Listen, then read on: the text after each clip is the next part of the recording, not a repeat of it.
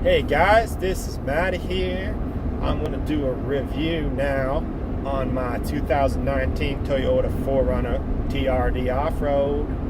Okay, so the reason why I'm doing a review, okay, is this. So I spent about the last year and a bit, or maybe even a year and a half, looking for a new car, and I finally settled on the 4Runner, and I read hundreds and watched hundreds of reviews on the 4Runner, and so I felt it was my duty to return that favor. Thank you to all those of you that put out reviews on the 4Runner. You know, this is my review. So basically, I'm coming from a Honda Civic, 2002 Honda Civic.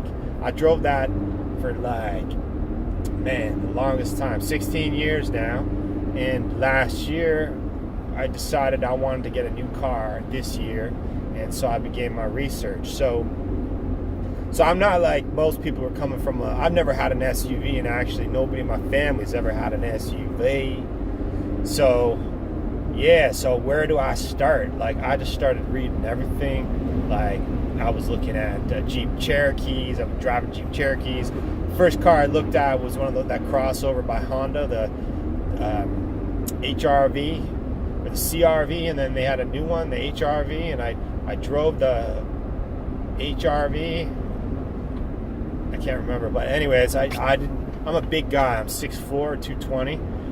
You know, I mean, this video makes me look real large. Maybe it's just the angle, but yeah. So I drove the CRV or the HRV, and you know, it was all right, but it was like that. And then after that, I tried the Mazda CRX. It was another kind of small crossover, like SUV-esque kind of crossover, and it was just another blah. So then I'm like, yeah, man, these cars aren't like the urban crossover is just not going to work for me. So what I did next, I got this motherfucker behind me, bitch ass motherfucker. So I'm coming from cottage country up northern Ontario here. So what ended up happening was I tried those cars out, and then I'm like, yeah, you know what, a crossover is not going to work for me.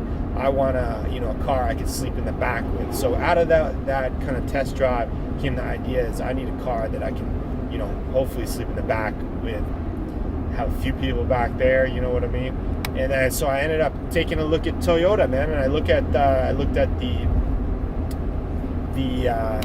not the 4Runner, but I was like, wow, that car, the Highlander, looks pretty cool. So I went and test drove a Highlander, and I was like, yeah, it's pretty good, but I just didn't like the design of it. And then right after that, I went to a mall to do some shopping for some food, and I just saw so many look like soccer mothers driving the Highlander. I'm like, no fucking way am I gonna be caught dead in that piece of shit.